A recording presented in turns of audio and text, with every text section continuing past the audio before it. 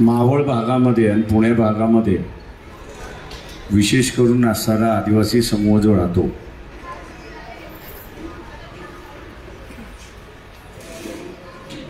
त्यांच्याकडे असणारा एक दुर्लक्षित झालेला आहे याची जाणीव आहे. पक्षाकडूनही झालेला आहे आणि इथल्या समाज व्यवस्थेकडून सुद्धा झाले अशी असणारी परिस्थिती आहे. महाराष्ट्रभर आपण असणारा वेगवेगळा आदिवासी समूह आहे.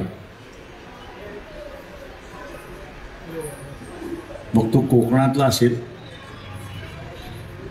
कातकरी असेल, कोकणा असेल, भिल्ल असेल किंवा गडचिरोली चंद्रपूरकडचा माना असेल, गोंड असेल, प्रधान असेल, हलबी असेल, या सगळ्यांचा असणारा आपण आता एकत्र संघटन बांधायला सुरुवात केली.